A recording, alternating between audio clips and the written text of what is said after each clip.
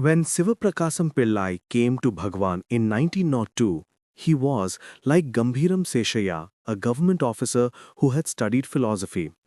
Even while in college, he would introspect and ponder, who am I? Sivaprakasam Pillai later said, I thought it was a fleeting thought. He visited Bhagwan at Virupaksha cave. As with Gambhiram Seshaya, just one glance of grace from Bhagwan, and he was totally enthralled. He could see his God and Guru in Bhagwan. Being a very practical and clear-thinking person, his very first question was, Swami, who am I? This question opened the floodgates of the teaching which, to this day, is saturating cultures across the world. His approach to Bhagwan's teachings was practice-oriented. Sivaprakasam Pillai posed 14 questions to Bhagwan, who wrote the answers on a slate and on the sand. The answers were erased eventually. Sivaprakasam Pillai wrote the answers to those questions from memory. Sivaprakasam Pillai, Swami, who am I and how is salvation to be attained?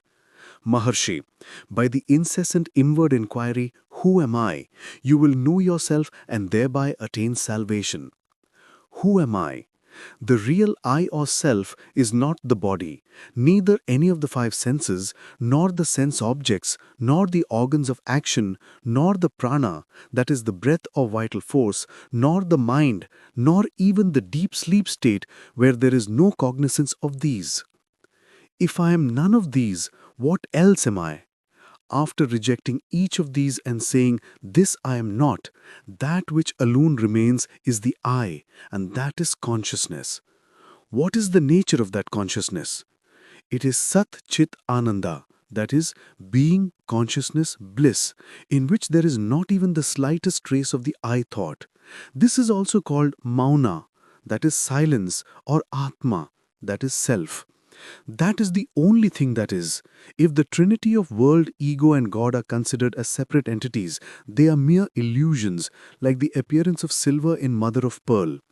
God, ego and the world are really Shiva Swarupa, that is the form of Shiva, or Atma Swarupa, the form of self. How are we to realize that reality? When the things seen disappear, the true nature of the seer or subject appears. Is it not possible to realize that while still seeing external objects? No, because the seer and the seen are like the rope and the appearance of a serpent therein. Until you get rid of the appearance of a serpent, you cannot see that what exists is only the rope. When will external objects vanish? When the mind, which is the cause of all thoughts and activities, vanishes, external objects will also vanish. What is the nature of the mind? The mind is only thoughts. It is a form of energy. It manifests itself as the world. When the mind sinks into the self, then the self is realized. When the mind issues forth, the world appears and the self is not realized.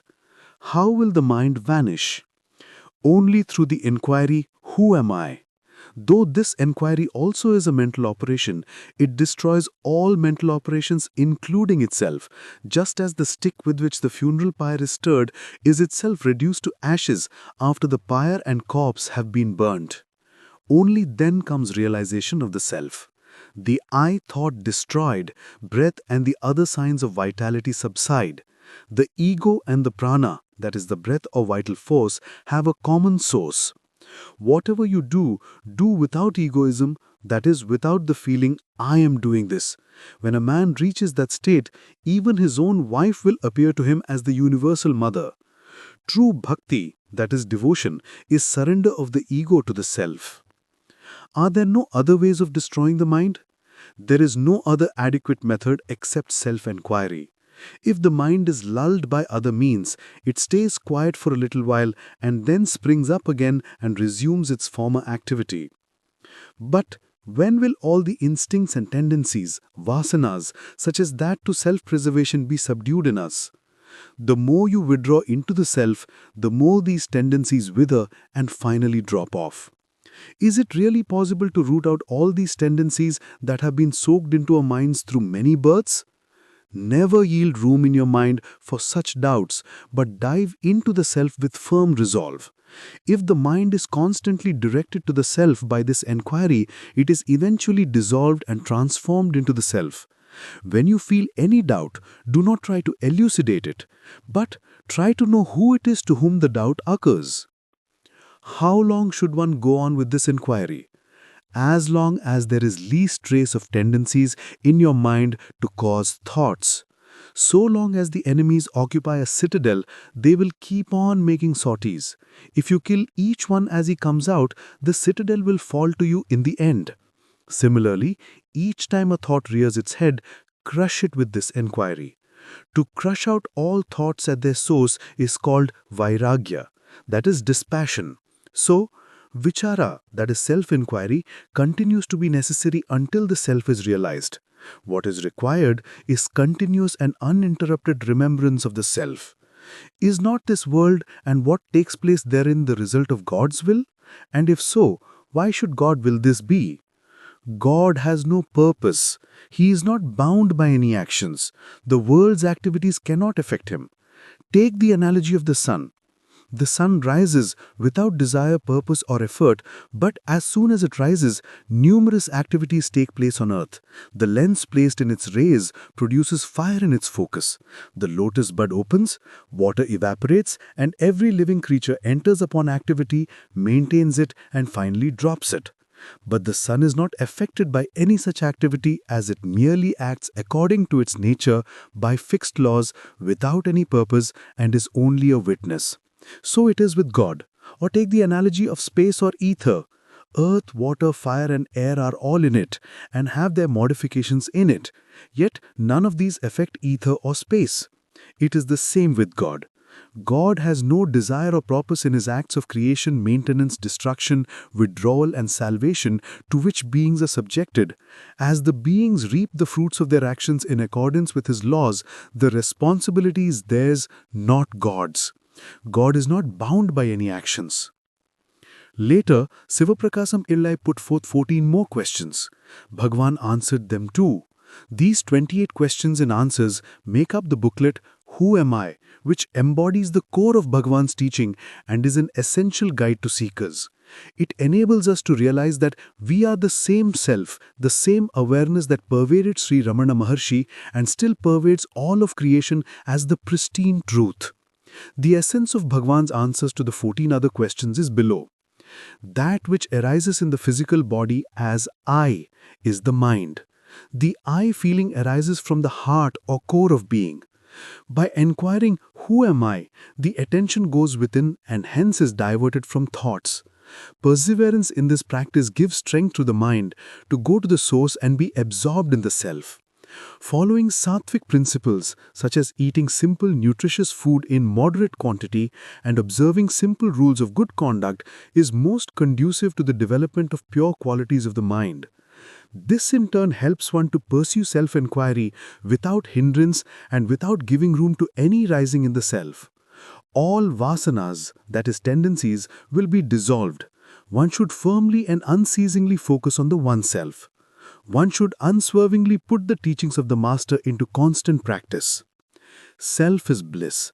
Whenever the mind experiences happiness, as in deep sleep, samadhi, or when a desired object is obtained, it is due to the mind relinquishing its desire and being the bliss of the self.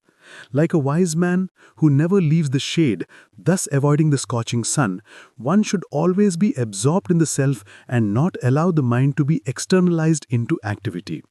The self, like the sun, is unaffected by any activity of the forms of life it sustains. To keep the mind constantly turned inward and to be thus as the self alone is Atma Vichara or self-inquiry. If the mind subsides, all else will subside. To be and to remain in the self or one's true nature alone is liberation or mukti. Sivaprakasam Pillai exemplified these teachings. He showed how seekers should sustain themselves in the self after self-inquiry. He adored Bhagwan, assimilated whatever he said and then put it into practice. However, when practicing Bhagwan's teachings, a devotee may misunderstand. For instance, when Bhagwan extolled renunciation, Sivaprakasam Pillai assumed that Bhagwan meant sannyasa. He went home, shaved his head and donned a single piece of cloth. He even discarded the sacred thread that he wore all the time. Bhagwan looked at him and asked, "Why have you shaved your head? Go grow your hair and wear your sacred thread. He then understood that Bhagwan had meant inner sannyasa, which is jnana and not external symbols. Attachment to the world or to its objects was to be relinquished from within. He stayed quite often with Bhagwan at Virupaksha cave and its Gandhashram. He began to mature spiritually because of his proximity to the master and imbibing his teachings. He then wanted to give up his job and devote himself fully to self-inquiry. Bhagwan did not give him permission to do so. However, 3 years later, he told Bhagwan once again that he could not go to work anymore. Even at work, he was immersed in self-inquiry and consequently not able to attend to his office duties. This time, Bhagwan permitted him to resign and asked him to go back to his village and pursue his sadhana. He stayed alone in the outskirts of his village in an old Ganesha Temple, or sometimes in nearby forests. He constantly practiced enquiry. During this period, his state of consciousness and behavior suddenly altered. He started laughing for no apparent reason, loudly chanted sacred hymns in Tamil, prostrated to all forms that he came across, and wore a long loincloth with a bag of sacred ash tucked into it. Bhagavan had given him this bag a few years earlier and had asked him to smear its contents on his body. This is the only case I have encountered where Bhagavan had specifically instructed a devotee to smear sacred ash. Sivaprakasam Pillai covered his entire body with sacred ash, carried a small staff, forgot caste restrictions, and started frequenting the cremation ground and other areas occupied by the so-called outcasts. In this state, he also walked all the way to a nearby temple town and back. He accepted gruel and sour food offered to him by anyone. When he returned to his village, he regained his normal consciousness. Thereafter, he visited Bhagavan many times in a year, each time staying for about 15 days. Through all this time, the outer guru was pushing him in, while the inner guru was pulling him further inwards to Atma Bichara for longer periods. Often, in a state of ecstasy, Sivaprakasam Pillai composed many poems. Bhagavan appreciated and approved them. He even included some of them in the daily parayana, or recitation in the ashram. These are 4 of Sivaprakasam Pillai's poems. From dawn to dusk, I spend my day in vain talks. Not even for a moment do I think, who am I? My Lord, you have told me, if you speak one word, it will multiply into many words. Ramanadeva, I am only pretending to be your devotee and not conducting myself as one. I am a sinner who wastes most of his time listening to others' misdeeds and talking about them. I have many defects myself, but if others mention them, my mind boils with rage. Thinking that there is no harm in it, I do not hesitate to utter small lies. O Ramanadeva, is it not high drama to fall at your feet as if I am your devotee? Told though I have become old and suffer from various diseases, I have not destroyed the desire for women. The ghost of my mind desires to see their beautiful faces, converse with them, and listen to their honey-like speech. Even though I give advice to the mind, it does not subside, but wanders after them. Ramanadeva, when will this delusion end, and my mind become firm? You know that my qualities and character are poor. You also know that among the ignorant, full of defects, I am the worst. Though you know all this, you still sought me and took possession of me. Ramanadeva, how can I explain this wonder? A devotee once asked Bhagavan, Bhagavan, Sivaprakasam Pillai was such a great ascetic. He unswervingly put your teachings into practice. Reading his poems, I wonder where I stand. If he is in this wretched state, what will happen to me? Bhagavan responded with a beautiful reply. When extolling God, Adi Shankara and other sages have berated themselves and said the same thing. This is how sages guide others and warn seekers. Vishwanatha Swami told me that once he asked Sri Bhagavan to show me Sivaprakasam Pillai because he knew that he was seated somewhere in the hall. The hall was crowded with devotees. Perhaps it was a festive day. Bhagavan pointed his finger towards the farthest corner and said, "There, you see, with both arms covering his bare chest and seated unobtrusively like a rustic villager. That is our Sivaprakasam Pillai. He sits here like a domesticated cat. One should see him at his office. There he is like a wild lion. His uprightness, honesty, and hard work mark him out and cause everyone to approach him with awe and respect." Coming to know that Sivaprakasam Pillai had become old and sick and was unable to travel from his village, my father, who had not seen him, urged Kunju Swami to take him to his village near Chidambaram. The austere appearance of Sivaprakasam Pillai and his humility were outstanding. His body used to shine like molten gold with spiritual maturity. While introducing Sivaprakasam Pillai to my father, Kunju Swami wholeheartedly and reverentially lauded him as the most humble scholar devotee who had brought out Sri Bhagavan's direct teaching. Sivaprakasam Pillai, in all humility and fervent love, held the hands of Kunju Swami and put them on his eyes and on his head. With tears flowing from his eyes, he said, "These sacred hands have the great good fortune of touching and serving the holy body of my master. That merit I never had in my life. You are very blessed and infinitely greater."